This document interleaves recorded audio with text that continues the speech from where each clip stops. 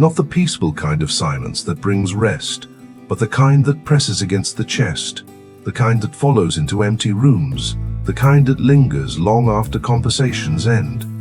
It arrived quietly, in the pauses between words, in the stillness before sleep, in those fragile seconds before morning, when the world is awake, but something inside me is not. Laughter began to feel distant, not absent, just unreachable. I could still smile, still respond, still play my role. But the laughter no longer landed inside me. It echoed. Mornings arrived, but meaning did not. My eyes would open, and the world would already demand movement, effort, performance. So I moved. I dressed, I prepared, I stepped forward. But something inside hesitated, as if my soul were reluctant to follow my body. Not because life was unbearable, but because exhaustion had sunk deeper than sleep could reach. My body still moved, my heart still beat, my mind still worked. From the outside, everything appeared functional.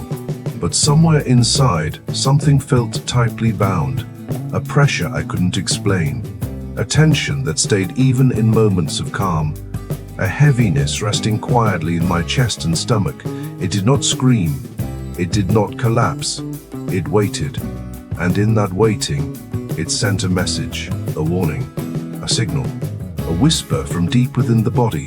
This signal is what I came to know as the nervous knot, a subtle, persistent tension that feels emotional yet physical, mental yet biological, invisible yet overpowering, and it changed the way I understood pain, because I realized something. Sometimes the body begins healing long before the mind understands what is broken.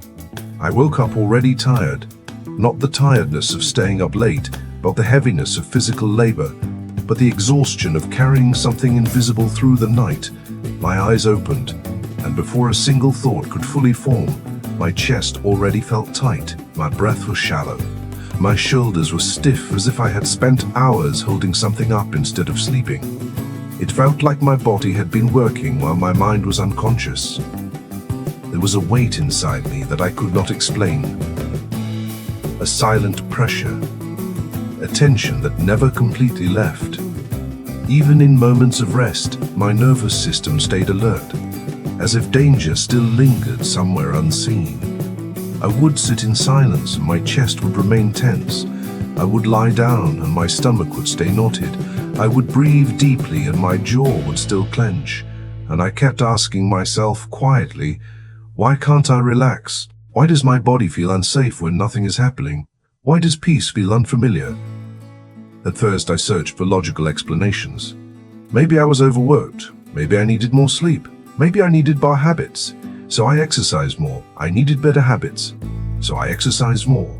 I changed my diet. I fixed my routine.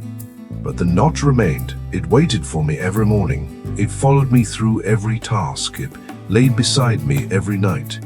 And slowly I realized something uncomfortable. This wasn't physical exhaustion. This was emotional weight stored inside the body. But I couldn't remember when it began. There was no single dramatic moment, no clear trauma, no single memory I could point to. It felt like something that grew slowly, quietly, until it became part of me. Like water dripping on stone, soft, gentle, unnoticed, until one day the stone begins to crack. Maybe it started during emotional struggle, during those months when love ended without closure, when conversations stopped halfway, when apologies were never spoken, when explanations were never given, when silence replaced understanding. I remember telling myself I was fine. I remember pretending I had moved on. I remember staying composed in front of others. But inside, questions lingered. What did I do wrong? Why wasn't I enough? What could I have changed? And because I had no answers, I swallowed the pain. I packed it neatly inside my chest and carried on. Outwardly, I remained functional. But inside, my nervous system never forgot. Every unresolved emotion leaves residue. Every heartbreak that receives no closure becomes tension. Every unanswered question becomes weight. And so my body learned to hold, to tighten, to brace. Maybe it formed during financial fear. Those months when uncertainty haunted every thought, when the future felt unstable, when survival replaced dreaming. I remember waking up with calculations in my head, counting expenses, measuring time, weighing decisions, living cautiously, carefully, always alert, always preparing for worst-case scenarios. I learned to stay tense because tension felt like protection. If I stayed alert, maybe I wouldn't fall. If I stayed worried, maybe I wouldn't fall. If I stayed worried, maybe I wouldn't fail. If I stayed anxious, maybe I could control uncertainty. And so my nervous system adapted. It learned that relaxation was dangerous, that calm meant vulnerability, that peace meant being unprepared. So even in moments of safety, my body refused to rest. Or maybe it began years earlier, during childhood, when responsibility arrived too soon, when emotional safety was inconsistent, when vulnerability felt unsafe, when emotions were inconvenient, when crying wasn't welcomed, when sensitivity was misunderstood, when strength was praised, but softness was ignored. So I adapted. I became dependable, responsible, emotionally restrained. I learned to solve problems instead of expressing feelings. I learned to endure instead of process. And I learned to remain strong even when I felt fragile. But emotions that are not processed do not disappear. They embed themselves into the nervous system. They wait patiently in the muscles. They hide in the breath. They lodge themselves in the stomach. They tighten the jaw. They raise the shoulders. They shallow the lungs. And slowly, the body learns to hold tension instead of releasing it. The nervous knot became armor, a silent shield, a protector. But protection always comes at a cost. Because armor, when worn too long, becomes a prison. At first, the tension felt useful. It kept me alert. It made me productive. It made me productive. It kept me moving. But slowly, it drained joy. It dulled pleasure. It flattened excitement. It numbed peace. I began to feel disconnected from my own body. Moments that once felt light now felt heavy. Moments that once felt exciting now felt overwhelming. Rest felt uncomfortable. Stillness felt unsafe. Silence felt threatening. And yet I continued. I kept performing, kept achieving, kept surviving, kept surviving, kept surviving, kept functioning, because that was what life demanded. And because stopping meant feeling, and feeling meant opening the door to pain I had spent years burying. So I stayed busy. I stayed productive. I stayed distracted. I stayed distracted. I stayed strong. And the most dangerous part was that I began to believe this tension was normal. That constant pressure was normal. That emotional tightness was normal. That exhaustion was normal. That anxiety was normal. That heaviness was normal. But it was not. It was a message. And I had been ignoring it. When the human nervous system remains in survival mode for too long, it begins to rewrite the body's internal language. Instead of communicating safety, it communicates threat. Instead of peace, it communicates vigilance. Instead of rest, it communicates readiness. The nervous knot is born in this space. It is not random. It is not imaginary. It is not weakness. It is memory stored in the body. Every unspoken emotion, every swallowed word, every moment I had to stay strong when I wanted to collapse. They accumulated, and the body remembered. The body always remembers, even when the mind tries to forget. This is why emotional pain manifests physically. Tight chest, heavy stomach, locked jaw, tense shoulders, shallow breathing, frequent headaches, chronic fatigue, restless sleep, sudden anxiety, unexplainable sadness. The body becomes the container for what the mind could not express. For years, I believed my thoughts controlled my emotions. But slowly, I realized something deeper. My nervous system was shaping my thoughts. Because when the body feels unsafe, the mind searches for reasons.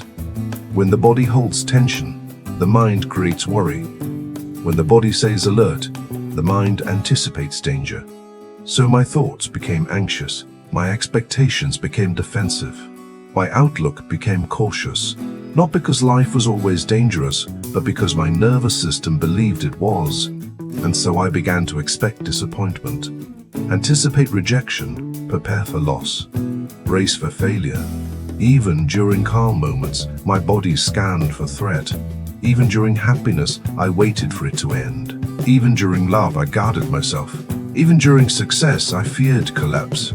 This is not weakness. This is survival intelligence. At some point, staying tense kept me safe. At some point, staying tense kept me safe.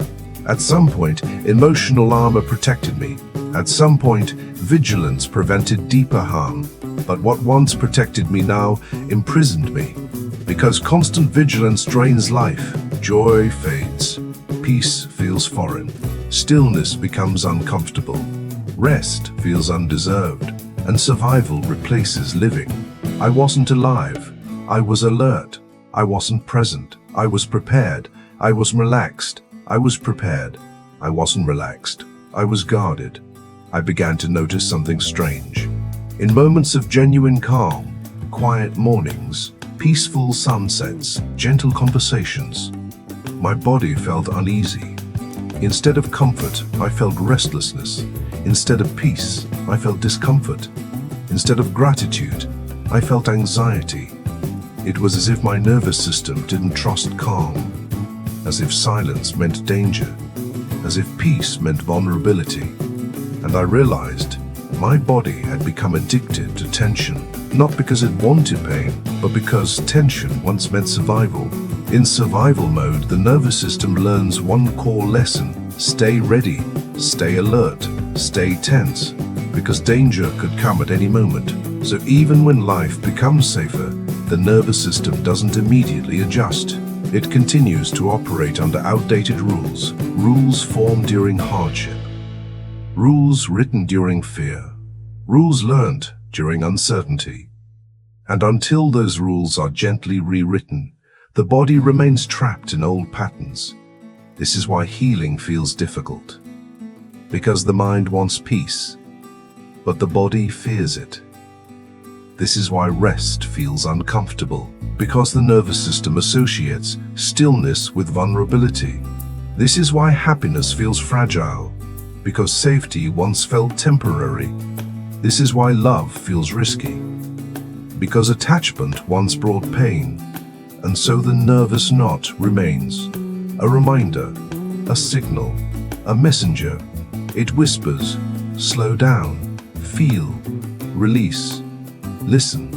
But most people ignore it. They silence it with busyness. They numb it with entertainment. They drown it with noise. They bury it under productivity. Because sitting with it means feeling everything they've been running from. And feeling requires courage, real courage, not the loud kind, not the performative kind, but the quiet kind. The courage to sit with discomfort, the courage to feel grief, the courage to admit exhaustion, the courage to release control, the courage to soften. For me, the realization came slowly, in moments of unexpected tears, in sudden waves of sadness with no obvious cause, in random heaviness that arrived without warning, in exhaustion that sleep couldn't cure, in anxiety that logic couldn't calm. And one day, sitting alone in silence, I finally understood. My body was not broken. It was burdened. It was not weak. It was wounded. It was not malfunctioning. It was wounded. It was not malfunctioning. It was communicating. Everything I had suppressed, everything I had avoided, everything I had endured, it was all asking to be felt, to be acknowledged, to be released. The nervous knot was not my enemy. It was my story, tied into my muscles. It was my history, embedded in my breath. It was my past, stored in my posture. And slowly, gently, I began to listen. Not to fix, not to suppress, not to suppress, but to understand. Because healing does not begin with solutions, it begins with awareness, and awareness begins with silence. In that silence, I started noticing my body, the subtle tightening, the unconscious clenching, the shallow breath, the guarded posture, and instead of resisting it, I softened. I breathed into it. I allowed it. I stayed present. And something remarkable happened. The knot didn't disappear instantly, but it began to loosen. Not because I forced it, but because I finally gave it permission to exist. Because what we resist persists, and what we allow transforms. For the first time, I wasn't fighting my nervous system. I was befriending it, listening to it, reassuring it, teaching it safety. Slowly, patiently, gently, because the nervous system does not respond to force. It responds to safety, and safety is built through consistency, softness, and time. The nervous knot did not form overnight, and it would not dissolve overnight. But with every deep breath, with every moment of stillness, with every act of emotional honesty, with every pause, the body began to learn something new, that it was safe to relax, that it was safe to feel, that it was safe to rest, that it was safe to rest, that it was safe to let go. And in those moments, life slowly returned. Color returned, warmth returned, peace returned, warmth returned, peace returned, not perfectly, not permanently, but enough to breathe deeper, enough to breathe deeper, enough to breathe deeper, enough to smile without tension, enough to sit in silence without fear, enough to feel whole again. In deep psychology, physical symptoms are not random.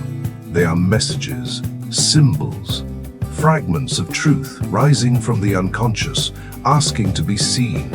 And the nervous knot is one of the clearest of those messages. It is not merely tension, it is unexpressed truth. It is the body speaking what the mind refuses to hear. For a long time, I believed discomfort meant something was wrong with me. That anxiety meant weakness. That tension meant failure. That exhaustion meant laziness. But slowly, through silence and observation, I began to realize something entirely different. My body was not malfunctioning. It was communicating. The knot formed when my outer life drifted too far from my inner truth, when my actions contradicted my values, when my choices served survival instead of meaning, when my environment demanded conformity instead of authenticity, when my identity fractured under expectation. There were seasons in my life when I became someone I could perform, someone reliable, someone dependable, someone responsible, someone emotionally controlled. And externally it looked like growth. It looked like maturity. It looked like maturity. It looked like maturity. It looked like success. But internally something vital was being neglected. The creative self, the emotional self, the vulnerable self, the curious self, the playful self. The part of me that felt deeply, wandered freely and expressed openly. Slowly, quietly, I lost connection with that part. Not intentionally, not consciously, but through adaptation, through survival, through necessity. Life required stability, so I became stable. Life demanded control, so I became controlled. Life rewarded strength, so I became strong. But life rarely rewarded softness, so I buried it. Life rarely protected vulnerability, so I hid it. Life rarely protected vulnerability, so I hid it. Life rarely allowed emotional honesty, so I restrained it. And in doing so, I created an inner split, an invisible fracture. On one side lived the version of me the world accepted. On the other side lived the version of me I rarely allowed to breathe. And the distance between those two cells slowly became unbearable. The body noticed, the unconscious noticed, and it reacted, not to punish, but to guide. The not punish, but to guide. The knot began as a whisper, a faint discomfort, a subtle tension, a mild unease, easy to dismiss. But as the distance between who I was and who I pretended to be grew wider, the whisper grew louder, the knot tightened, the breath shortened, the chest compressed, the stomach hardened, the jaw clenched. It was not trying to harm me. It was not clenched. It was not trying to something in this life no longer aligns with who I am becoming. Something in this identity no longer reflects who I truly am. Something in this direction no longer honors my deeper nature. My anxiety was not my enemy. My tension was not weakness. My exhaustion was not laziness. They were messages, signals from a deeper intelligence asking for realignment, for honesty, for truth. Every human carries within them a blueprint of potential, a silent map of who they could become, a deeper self waiting to unfold. But when that potential is suppressed, denied, postponed, or abandoned, the psyche protests, not with words, but with sensation, not with words, but with sensation, not with arguments, but with symptoms, not with logic, but with discomfort, because the unconscious does not speak the language of speech. It speaks the language of feeling, and so the knot tightened, not to punish, but to redirect, not to hurt, but to awaken, not to break, but to transform. I began noticing how the knot intensified when I betrayed myself, when I said yes while wanting to say no, when I stayed silent while wanting to speak, when I conformed while longing to express, when I endured while longing to rest, when I chased expectations instead of meaning. Every small betrayal accumulated, every suppressed impulse left residue, every suppressed impulse left residue, every postponed truth added pressure, until my body could no longer carry the weight quietly, and so it spoke. In discomfort, in tension, in anxiety, in exhaustion, in restlessness. The nervous knot became a moral compass, a spiritual signal, an existential alarm. It pointed toward misalignment. It revealed internal contradiction. It exposed forgotten truth. And the more I listened, the clearer the message became. This pain was not an obstacle. It was a guide. It was redirecting my attention toward my inner life, toward my neglected desires, toward my suppressed emotions, toward my abandoned creativity, toward my buried authenticity. The knot whispered, "Return to yourself, not the version shaped by fear, not the version molded by expectation, not the version constructed for survival, but the version that feels alive, that feels honest, that feels real."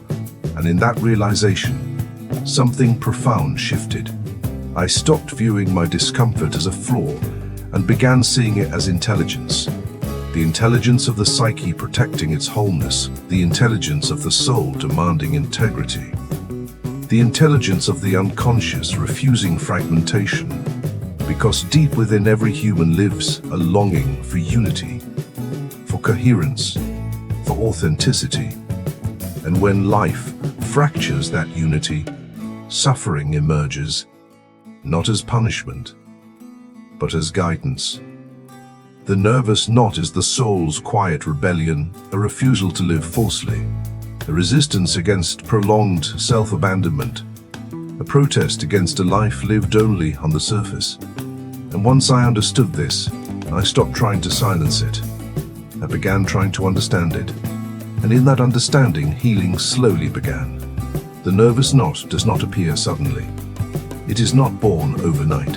It forms gradually, quietly, patiently, and its roots usually trace back to early emotional development, to moments long before adult responsibilities, long before financial stress, long before heartbreak, long before identity crises. It begins in childhood, during those subtle, often unnoticed moments when emotional safety was absent, when feelings were inconvenient, when vulnerability felt unsafe. when being seen felt risky, when emotional expression was discouraged, dismissed, or ignored. There were moments when I had to grow up too fast, when responsibility arrived before readiness, when maturity was demanded before innocence had time to unfold, when strength became survival, when composure became protection, when emotional restraint became necessity. I remember learning very early that being sensitive invited misunderstanding, that crying invited discomfort, that fear invited dismissal, that sadness invited silence. So I adapted, not because I wanted to, but because I had to. I became observant, careful, controlled, self-reliant. I learned to solve my own problems, to regulate my own emotions, to carry my own burdens.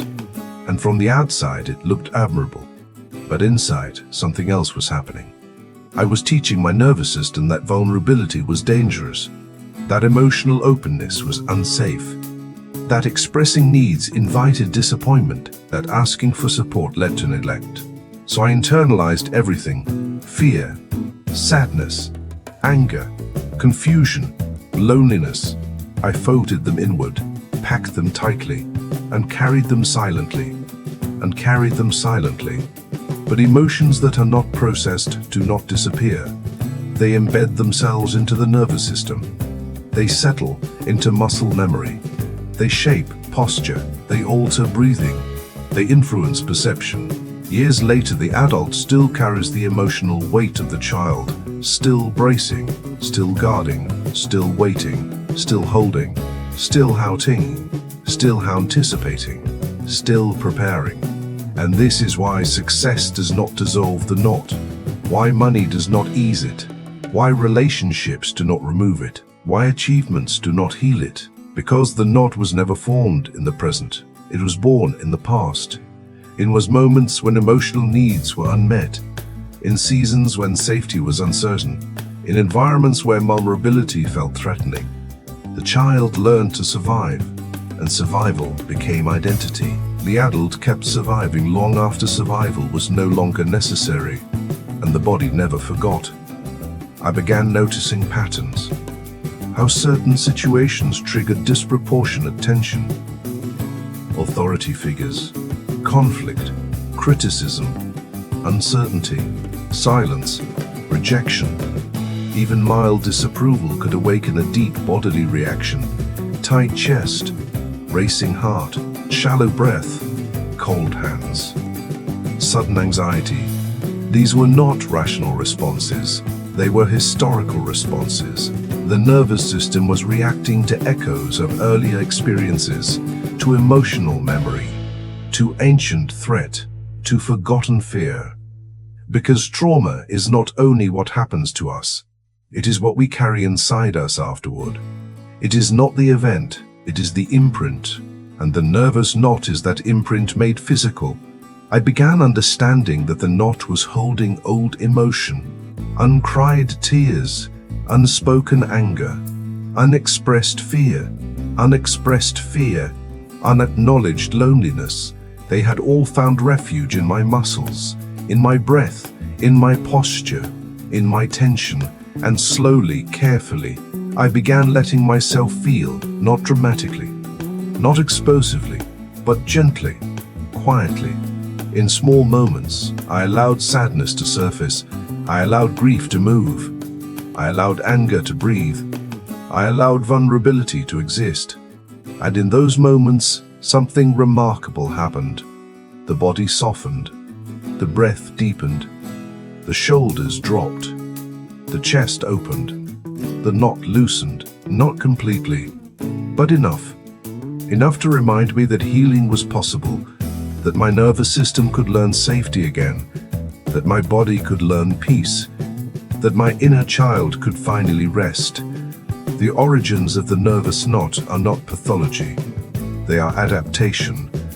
They are intelligence. They are survival strategies. They were once necessary. They were once protective. They were once life-saving. But what saves us at one stage of life can imprison us at another.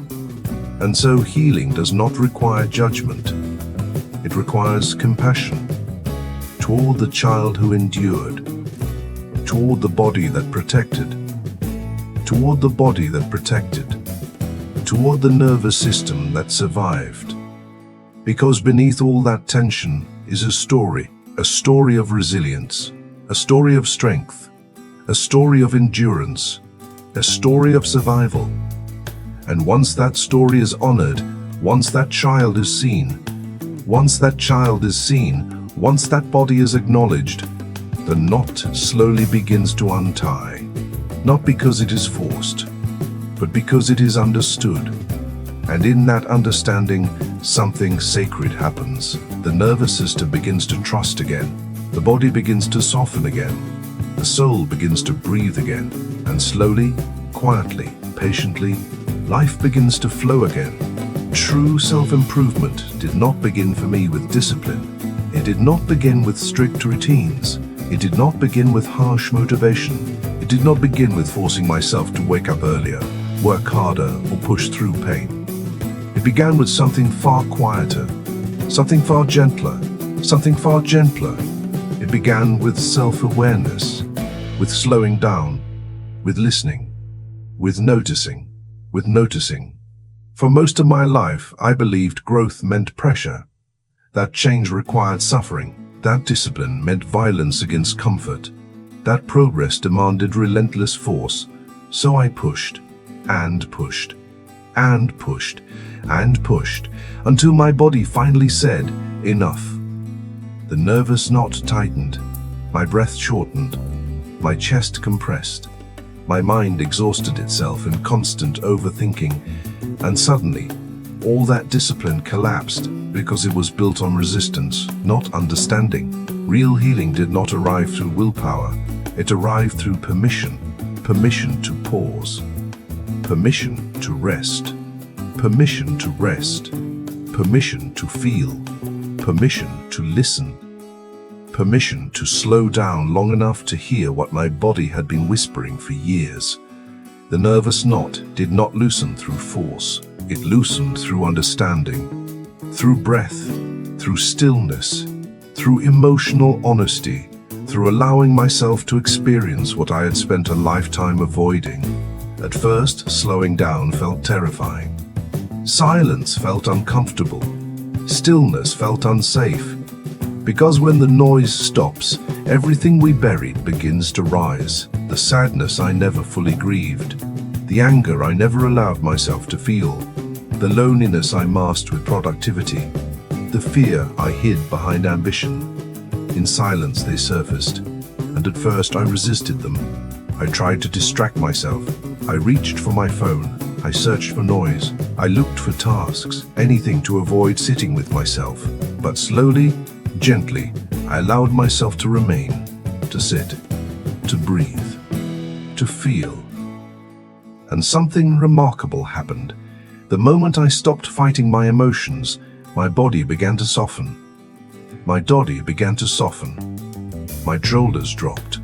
My breathing deepened. My jaw loosened. My chest expanded. Not because the pain disappeared, but because it was finally being acknowledged. Slow walks replaced rushed movement. I stopped racing through life as if being chased.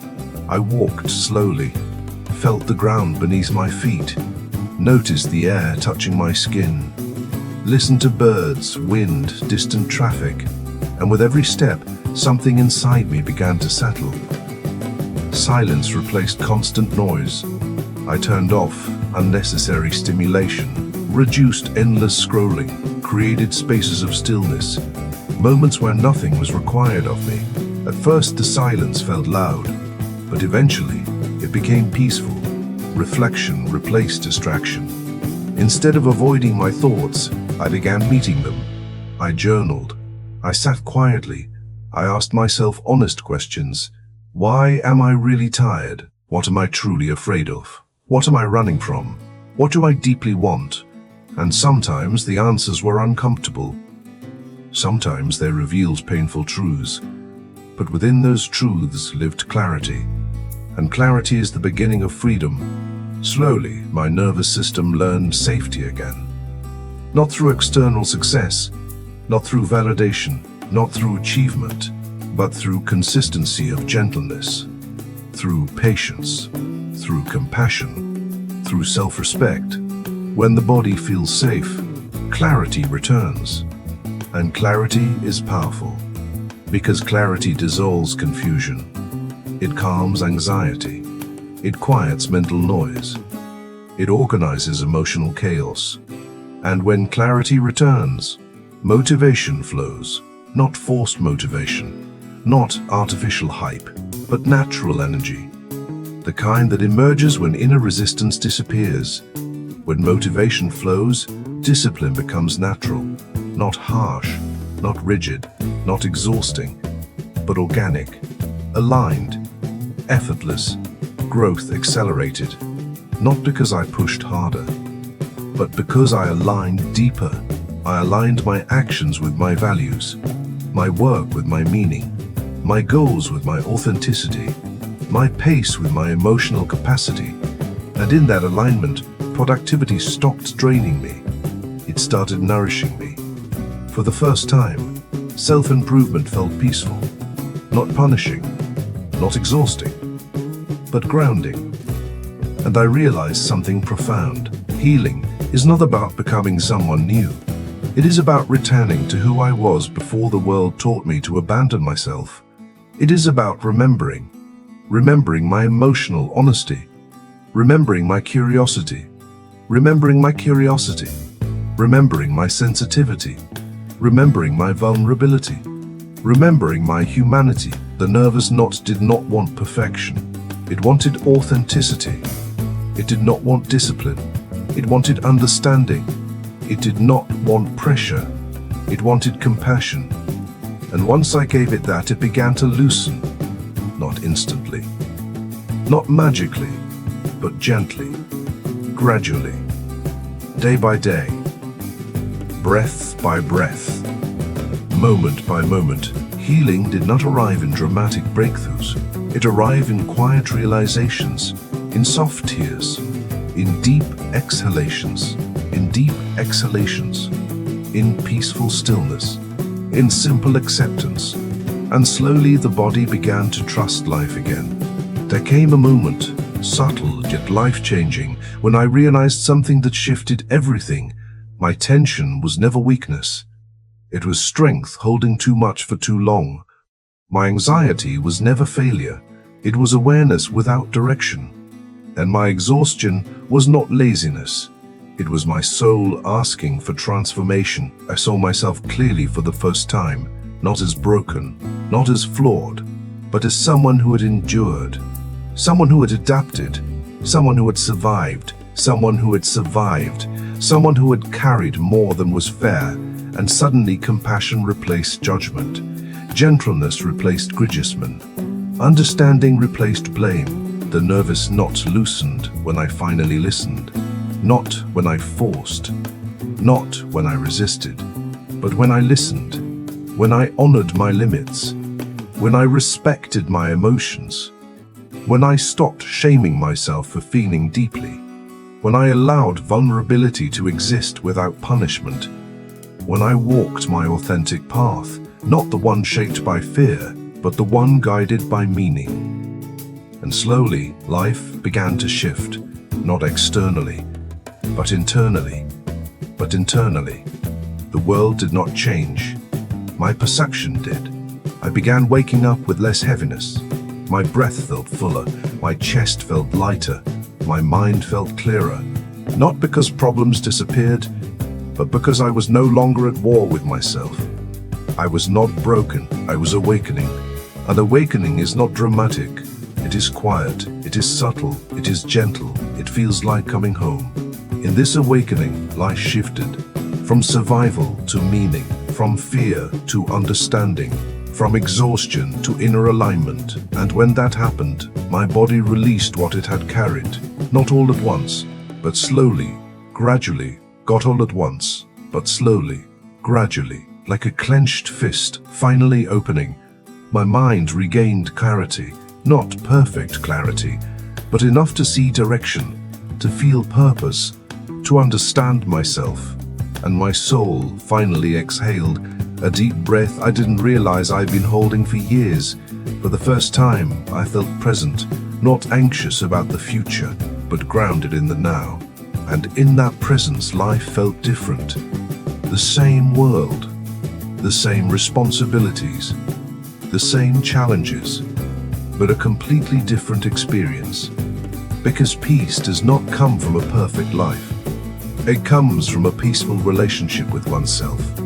And this is where purpose was born.